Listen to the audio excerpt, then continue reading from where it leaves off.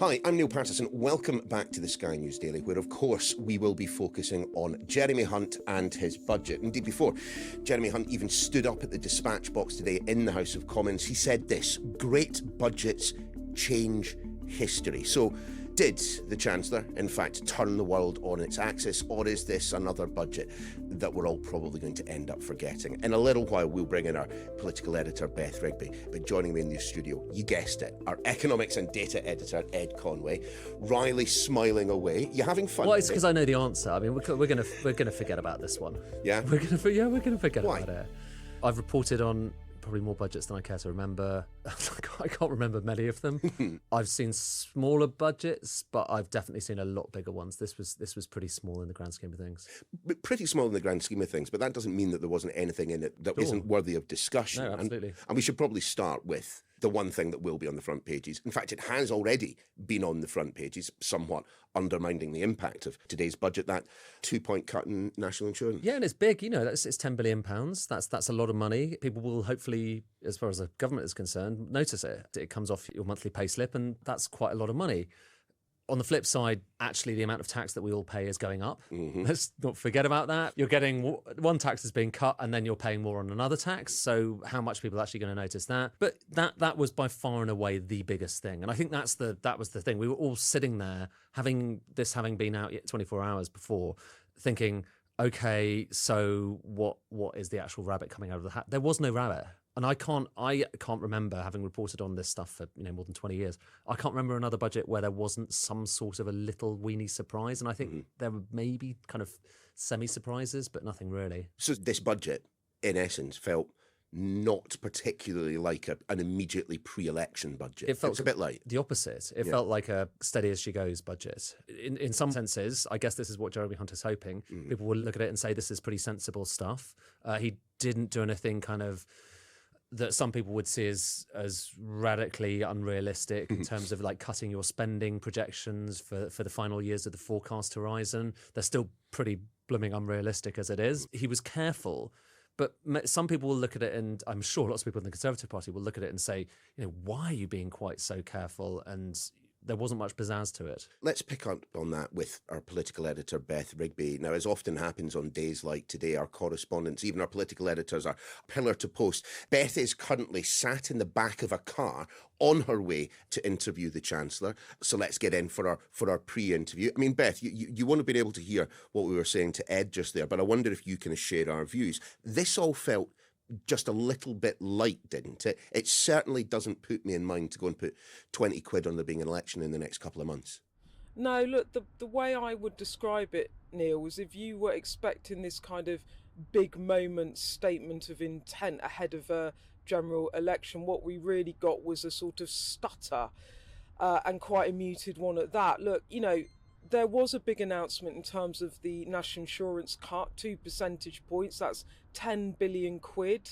Another cut was introduced in January, which was another 2 percentage points off national insurance.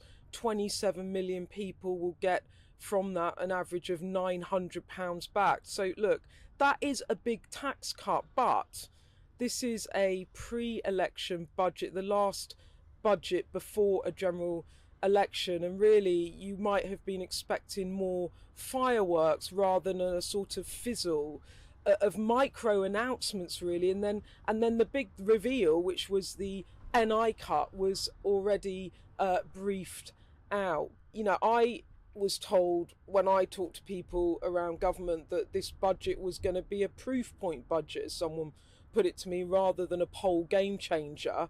I thought they were under briefing in order to wow us all, but they actually told the truth.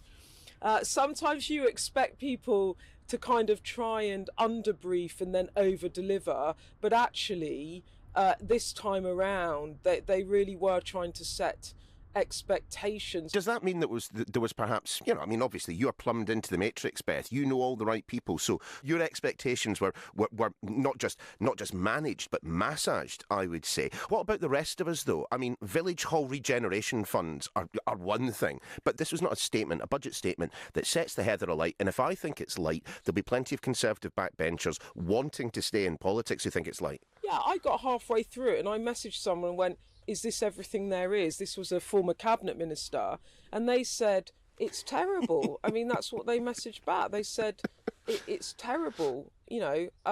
Why were they saying that? Because everyone is looking at this. If you're a Conservative MP, particularly, thinking, what can they do to give me something to try and somehow shift the dial, to try and get voters to tune back in? And what we got was a load of micro moves. Now, if you speak to someone like Paul Johnson at the IFS, who's far more better at economics than I am, he will say, look, the Chancellor had limited headroom and he had to be economically sound. I would say economically sound as a statement, but politically it leaves something wanting. And he could have messed about a bit more with, future spending projections and clawed a bit of money back in order to make more tax cuts now. And look, someone put it this way to me the other day, like Jeremy Hunt has done 3 fiscal events where it's all been about economic responsibility and doing the right thing above, short-term political gain, if you like. And, look, he did super expensive. I mean, he did a big tax break for businesses to offset money against machinery in November 2023. That cost him 10 billion. It's hardly a sexy sell on the doorstep, but it matters for the economy. And I think you're seeing that vibe through this budget now. But the big question is, if this doesn't shift the dial, what is going to shift the dial for them, And I think that's where a lot of Tory MPs will be today. And I imagine that you're going to see a bit of a wash up around that in the coming 24 hours. I know that Jeremy Hunt went on and on about this being a tax-cutting government.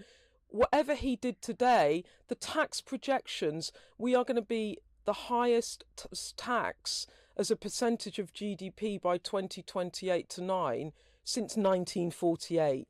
We are still a massively taxed country in that sense. So the tax burden is still going up. And I think that does leave him politically in a tricky situation. Look, I think what they'll be hoping to say is that this proves the economy's turning the corner, things are going to get better, work is beginning to pay, your bills are going to start coming down, we'll get to a general election and stick with us. I think that will be the Conservative message.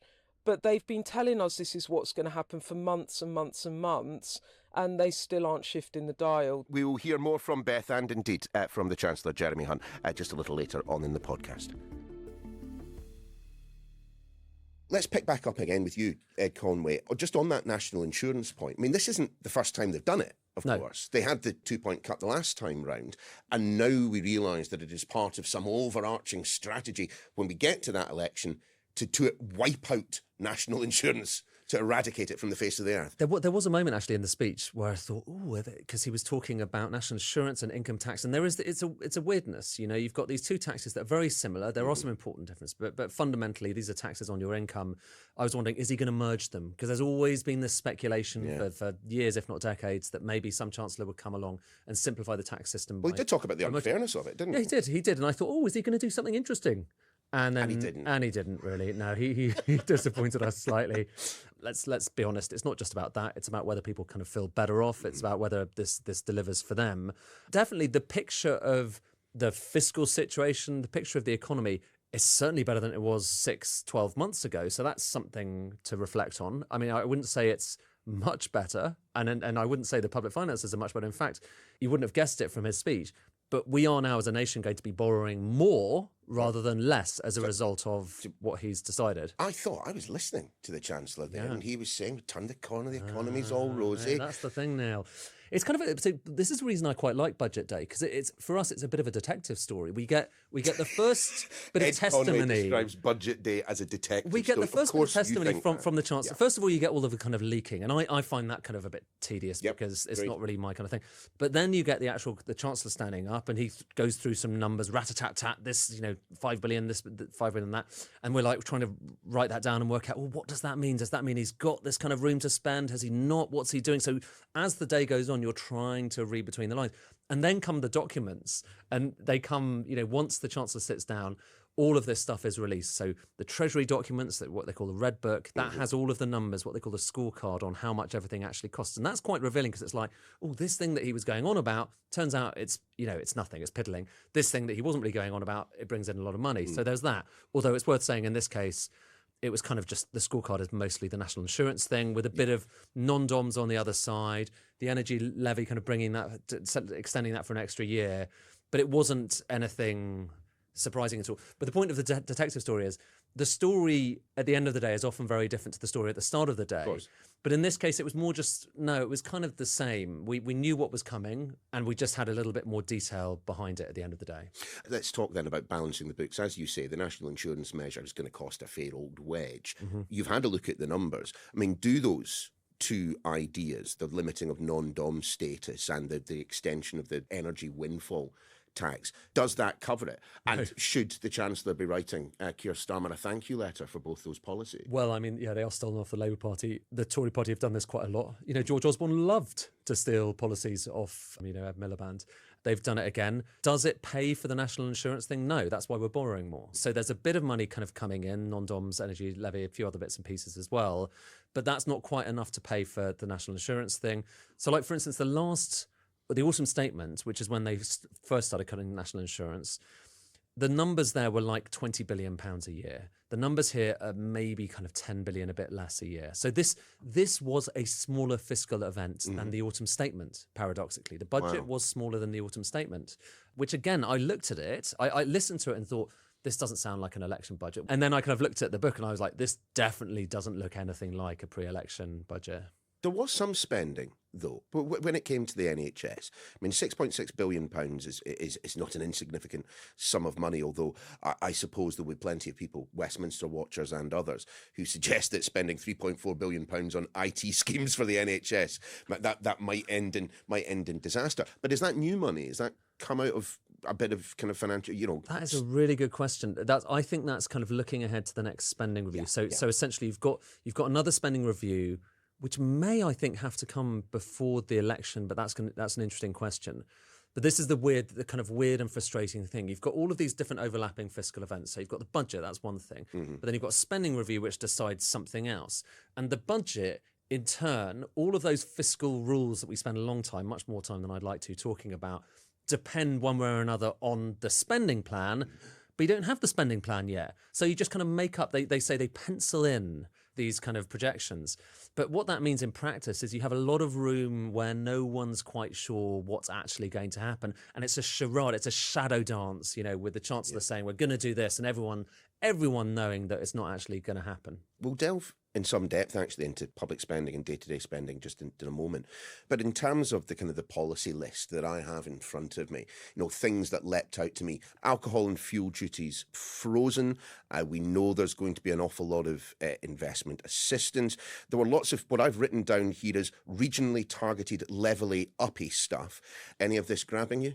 Well, I like it. Yeah, go on. Why? But I mean, I like the levelling up stuff, the kind of the government that actually doesn't like to use the word industrial strategy is doing more industrial strategy than any Conservative government has for a long time. So I love all that stuff. But I mean, I'm into it. I don't know whether it's going to shift the dial politically. And it was all quite sensible stuff. I don't think there's all that much that people would look at and be horrified or aghast by. In a sense, that was the surprise. I think a lot of us were looking and saying, okay, everyone's saying it might be a pre-election budget. So what are they going to push? How are they going to fiddle the numbers to make it look like they've got enough to abolish national insurance? By the way, that would be incredibly expensive. So I just don't think that's realistic. Maybe there's an ambition to do it. If they were actually able to do it, they would have started to do it now and given a plan. They clearly don't have the room to do that. What about the changes to child benefit? And again, we were talking earlier about another aspect of policy which was described by the Chancellor as unfair. Again, confusing and unfair was his description. So rather than, two earners in a household losing out because one of them is above what was the 50k kind of threshold and it's now higher, it will be a household income that will be taken into account. I mean, I suppose two things to say here. One, interesting, plenty of people have been calling out for it. Two, how on earth do you do it when HMRC don't have that data? Administering that is potentially going to be quite difficult. It's interesting and it's of interest to parents. It's not massive in terms of the grand scheme of things. Like I said, okay, so national insurance, final year of these plans that they produce today. National insurance is about £10 billion a year. Okay, so that's a lot of money. The child benefit bit, it's under £1 billion. It's £660 million. So it's really small. It's smaller than fuel duty, okay, in terms of the actual amount that's being spent here. And I think that really matters. It's only when you see this scorecard of how much money is being put into the economy or taken away from various different people that you kind of realise people will feel that.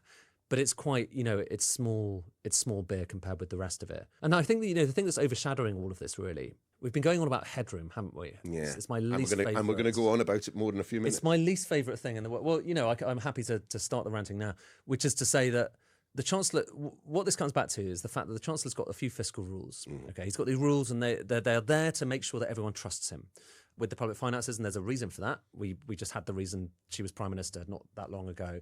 So they're desperate not to kind of go away from them.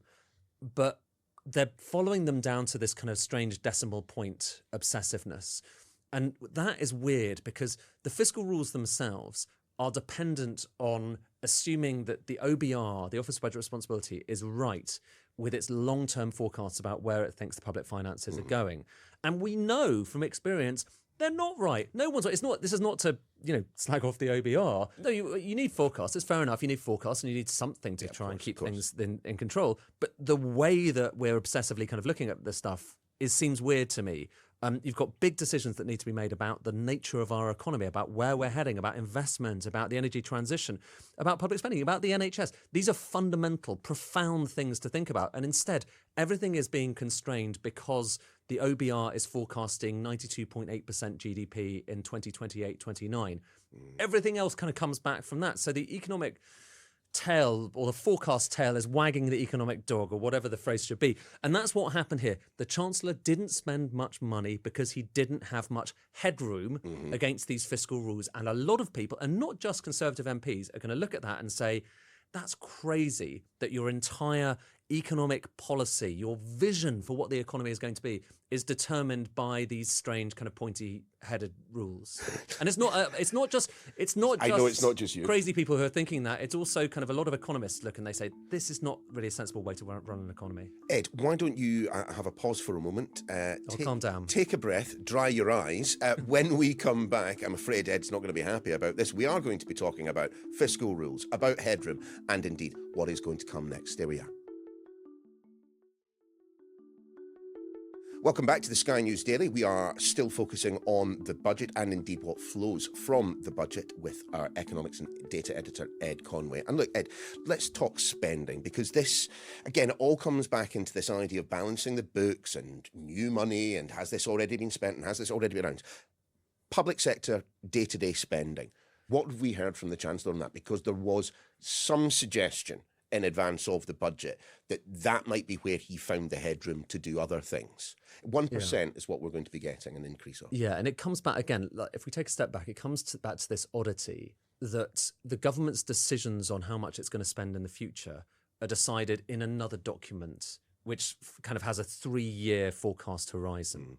So that other document only goes up to another 2 years, let's say. So you've got 2 more years in which we have detailed numbers for how much the NHS, defence, all of these different departments are going to spend. Because they need to plan. Because they need to plan. But beyond those 2 years, you've kind of got nothing. You've got what they call an overall envelope.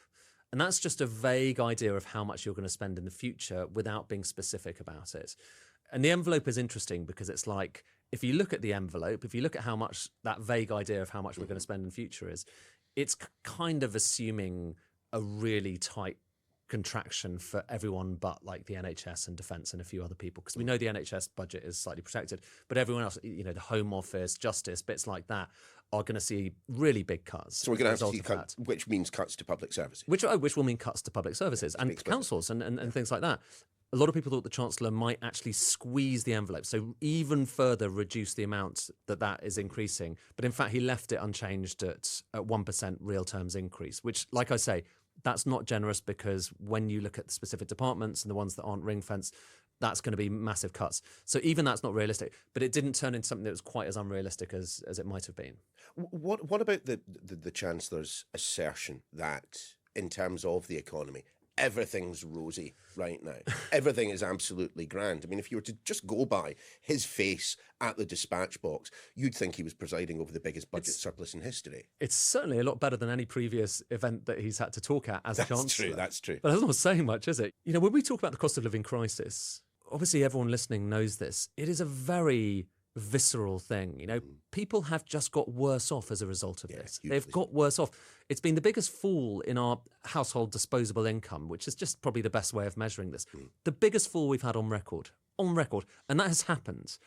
The good news, I guess, for the Chancellor is two things. First of all, that the really rubbish year is now over. Okay, so the big fall is over. The second bit of good news, and I think it is kind of good news, is previously the forecast was going to be you're going to have another the bad year is gone, but you're still going to have another 2 years where your standard of living is shrinking. Okay, now the OBR has looked at the numbers again and gone, oh, actually it's going to be rising. Oh, you're going to see what growth of almost 2 points. Well, so GDP is going to grow, but household disposable income is going to grow as well. Right. There's a question like GDP per head. So one of the things that happened today, okay, is they upgraded the gross domestic product numbers. Yeah. That's important because that's the measure of how much money we are creating in the country, okay? They upgraded and everyone's like, oh, great, fantastic, it's better. The problem is that's partly, in fact, largely, I would say, down to the fact that there are more people in the country. So it is not because we are doing better, it's because there's more people working right now because of immigration. So this is back to immigration. If you divide the amount of GDP that we're talking about, the amount of money across the economy by everyone here, because there are more people, actually it turns out it's shrinking rather than rising. So that's not especially encouraging.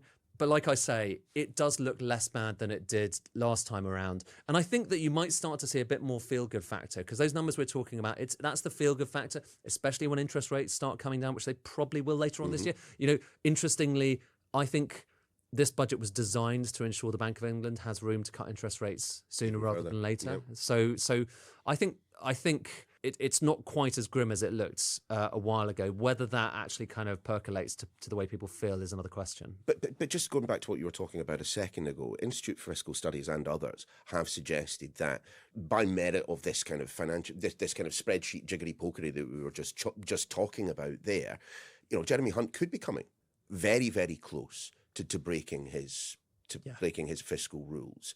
I mean, over the course, what's that one at the centre of it? That he doesn't want to see debt rising over the course of a 5-year parliament. The national debt adjusted for Bank of England ownership of bonds. Let's not go into that. The national debt must be falling by the end of the forecast horizon. That's not saying the national debt must be lower in 5 years than it is today. Because it's not.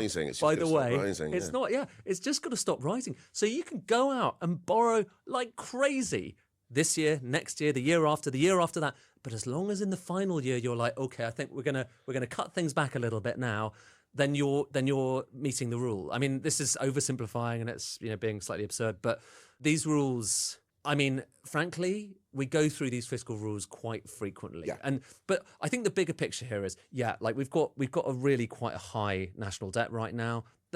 That's largely down to COVID and the financial crisis.